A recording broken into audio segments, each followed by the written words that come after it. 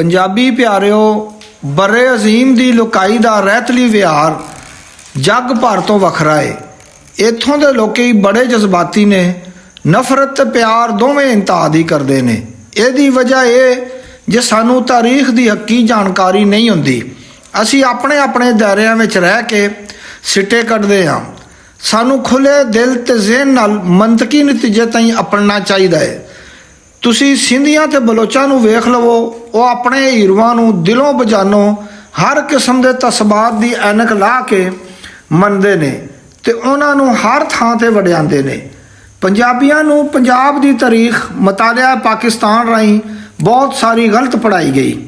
ਪੰਜਾਬ ਦੇ ਹਕੀਕੀ ਤੇ ਸੱਚੇ ਹੀਰੋਆਂ ਬਾਰੇ ਜਾਣਕਾਰੀ ਨਾ ਹੋਣ ਜੋਗੇ ਨਵੀਂ ਨਸਲ ਪੰਜਾਬੀ ਹੀਰੋਆਂ ਤੋਂ ਨਾ ਵਾਕਿਫ। ਇਸ ਸੂਰਮਿਆਂ ਦੇ ਦੇਸ਼ ਵਿੱਚ ਦਲੇਰੀ ਤੇ ਜੀਦਾਰੀ ਦੀ ਤਾਰੀਖ ਬਹੁਤ ਪੁਰਾਣੀ ਹੈ।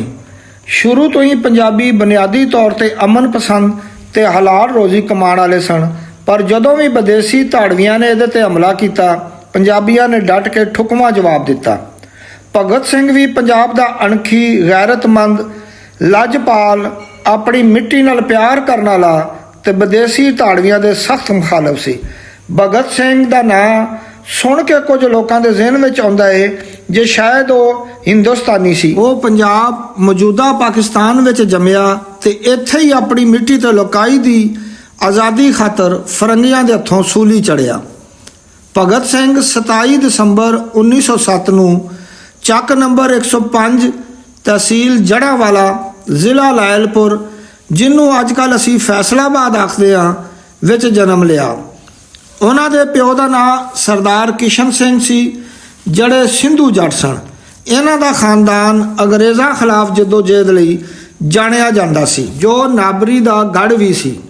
ਇਹਨਾਂ ਦੇ ਵਾਲਿਦ ਸਰਦਾਰ ਕਿਸ਼ਨ ਸਿੰਘ, ਚਾਚਾ ਅਜੀਤ ਸਿੰਘ ਤੇ ਸੂਰਨ ਸਿੰਘ ਬਰਤਾਨਵੀ ਸਾਮਰਾਜ ਦੇ ਡਾਢੇ ਮੁਖਾਲਫ ਸਨ।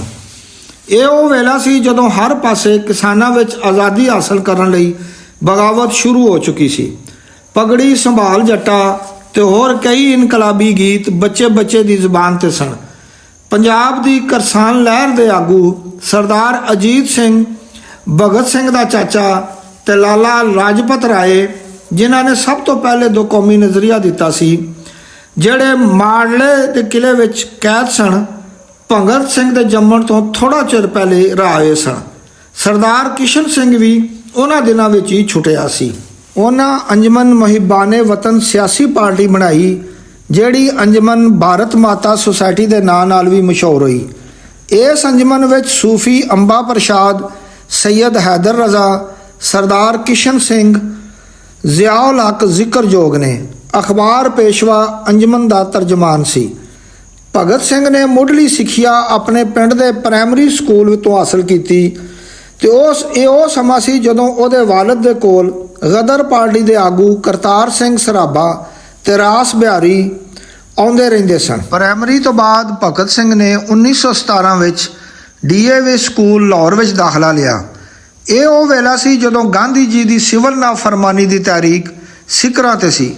ਜਦੋਂ ਭਗਤ ਸਿੰਘ 9ਵੀਂ ਜਮਾਤ ਦਾ ਪੜਿਆਰ ਸੀ, ਬਾਈਕਾਟ ਪਾਰੋਂ ਸਕੂਲ ਛੱਡਣਾ ਪਿਆ। ਉਹਨਾਂ ਨੇ ਫਿਰ ਚੋਖੀ ਮਿਹਨਤ ਕੀਤੀ ਤੇ ਕਾਲਜ ਵਿੱਚ ਦਾਖਲਾ ਲਿਆ। ਫਿਰ ਇੱਥੇ ਹੀ ਪੱਕੇ ਪਿੰਡੇ ਨਜ਼ਰਿਆਤੀ ਸੰਗੀਆਂ ਨਾਲ ਮੁਲਾਕਾਤ ਹੋਈ। ਇਸ ਤੋਂ ਬਾਅਦ ਕਾਨਪੁਰ ਜਾ ਕੇ ਅਮਲੀ ਸਿਆਸਤ ਦਾ ਮੁੱਢ ਬਣਿਆ। ਇੱਥੇ ਕਾਨਪੁਰ ਵਿੱਚ ਭਗਤ ਸਿੰਘ ਨੇ ਵਿਦਿਆਰਥੀ ਦੇ ਆਖੇ ਆਪਣਾ ਨਾਂ ਵਟਾ ਕੇ ਬਲਵੰਤ ਸਿੰਘ ਰੱਖ ਲਿਆ। ਜਲਿਆਂਵਾਲਾ ਬਾਗ ਦਾ ਕਤਲਾਮ ਤੇ 1849 ਤੋਂ ਲੈ ਕੇ 1947 ਤਾਈਂ ਫਰੰਗੀਆਂ ਦੇ ਹੱਥੋਂ 2600 ਪੰਜਾਬੀਆਂ ਨੂੰ ਫਾਹੇ ਲਾਣਾ, ਇਹਨਾਂ ਬੇਗੁਨਾਹਾਂ ਦੇ ਖੂਨ ਨੂੰ ਵੀ ਭਗਤ ਸਿੰਘ ਆਪਣੇ ਸਿਰ ਫਰਜ਼ ਸਮਝਦਾ ਸੀ। 9 ਅਗਸਤ 1925 ਨੂੰ ਇਨਕਲਾਬੀਆਂ ਲਖਨਊ ਜਾਣ ਵਾਲੀ ਟ੍ਰੇਨ ਨੂੰ ਕਾਕੋਰੀ ਰੇਲਵੇ ਸਟੇਸ਼ਨ ਤੇ ਲੁੱਟ ਲਿਆ। ਭਗਤ ਸਿੰਘ ਦੇ ਇਹਦੇ ਵਿੱਚ ਸ਼ਾਮਲ ਸਨ। ਟ੍ਰੇਡ ਯੂਨੀਅਨ ਤਹਿਰੀਕ ਵੀ ਜ਼ੋਰਾਂ ਤੇ ਸੀ। 1926 ਵਿੱਚ ਭਗਤ ਸਿੰਘ ਤੇ ਉਹਦੇ ਸੰਗੀਆਂ ਨੌਜਵਾਨ ਭਾਰਤ ਸਭਾ ਦੀ ਬੁਨਿਆਦ ਰੱਖੀ। ਜਦੋਂ 1928 ਵਿੱਚ ਨਹਿਰੂ ਰਿਪੋਰਟ ਸਾਹਮਣੇ ਆਈ ਤੇ ਨੌਜਵਾਨ ਭਾਰਤ ਸਭਾ ਨੇ ਇਹਨੂੰ ਕਾਮਿਆਂ ਦੇ ਖਿਲਾਫ ਮਿੱਥਿਆ।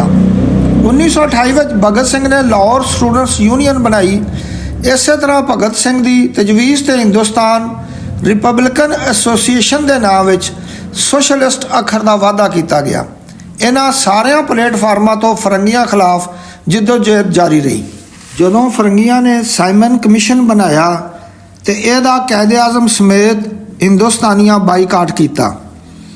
ਕਮਿਸ਼ਨ 30 ਅਕਤੂਬਰ 1928 ਨੂੰ ਲਾਹੌਰ ਆਇਆ ਤੇ ਕੌਮ ਪਰਸਤਾਂ ਜਲੂਸ ਕੱਢਿਆ, ਜਿਹਦੀ ਕਿਆਦਤ ਸੈयद ਅਤਾਉल्ला शाह ਬੁਖਾਰੀ, ਮੌਲਾਨਾ ਜ਼ਫਰ ਅਲੀ ਖਾਨ, ਚੌਧਰੀ ਅਫਜ਼ਲ ਹਕ ਤੇ ਲਾਲਾ ਲਾਜਪਤ ਰਾਏ ਨੇ ਕੀਤੀ। ਇਹਦੇ ਵਿੱਚ ਲਾਲਾ ਲਾਜਪਤ ਰਾਏ ਜ਼ਖਮੀ ਹੋ ਗਏ ਤੇ ਫਿਰ ਦੁਨੀਆ ਤੋਂ ਚਲਾਣਾ ਕਰ ਗਏ।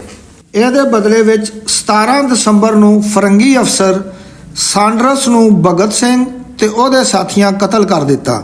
19 ਅਪ੍ਰੈਲ ਨੂੰ ਸਾਮਰਾਜ ਨੇ ਪਬਲਿਕ ਸੇਫਟੀ ਬਿੱਲ ਤੇ ਟ੍ਰੇਡ ਸੇਫਟੀ ਐਕਟ ਅਸੈਂਬਲੀ ਵਿੱਚ ਤਹਿਰੀਕੇ ਆਜ਼ਾਦੀ ਨੂੰ ਮਿਟਾਉਣ ਲਈ ਪੇਸ਼ ਕੀਤਾ ਤੇ ਭਗਤ ਸਿੰਘ ਤੇ BK ਦੱਤ ਅਸੈਂਬਲੀ ਅੱਪੜ ਗਏ ਤੇ ਬੰਬ ਸੁੱਟੇ। ਇਨਕਲਾਬ ਜ਼ਿੰਦਾਬਾਦ ਦੇ ਨਾਅਰੇ ਲਾਉਂਦਿਆਂ ਗ੍ਰਿਫਤਾਰੀ ਦਿੱਤੀ, ਉਥੋਂ ਭੱਜੇ ਨਹੀਂ। ਮੁਹੰਮਦ ਅਲੀ ਜਿਨਾਹ ਨੇ 12 ਸਤੰਬਰ 1929 ਦੇ ਅਜਲਾਸ ਸ਼ਿਮਲਾ ਵਿੱਚ ਭਗਤ ਸਿੰਘ ਤੇ ਉਹਦੇ ਸਾਥੀਆਂ ਦੀ ਭਰਪੂਰ ਹਮਾਇਤ ਕੀਤੀ, ਜਦ ਕਿ ਗਾਂਧੀ ਜੀ ਖਾਮੋਸ਼ ਰਹੇ।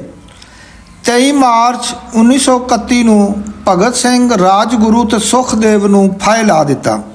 ਸ਼ਾਦਮਾਨ ਦੇ ਦੂਜੇ ਗੋਲ ਚੱਕਰ ਵਿੱਚ ਫਾਂਸੀ ਕਾਟ ਸੀ। ਡੈਥ ਵਾਰੰਟ ਤੇ ਦਸਖਤ ਕਰਨ ਵਾਲਾ ਮੈਜਿਸਟ੍ਰੇਟ ਮੁਹੰਮਦ ਅਹਿਮਦ ਕਸੂਰੀ ਸੀ, ਜਿਹਦੇ ਕਤਲ ਦੇ ਇਲਜ਼ਾਮ ਵਿੱਚ ਜ਼ੁਲਫਕਾਰ ਅਲੀ ਭੁੱਟੋ ਨੂੰ ਫਾਹੇ ਲਾਇਆ ਗਿਆ ਸੀ। ਭਗਤ ਸਿੰਘ ਦੀ ਕੁਰਬਾਨੀ ਆਜ਼ਾਦੀ ਦੇ ਮਤਵਾਲੇ ਹਮੇਸ਼ਾ ਯਾਦ ਰੱਖਣਗੇ। ਜੀਵੇ ਪੰਜਾਬ।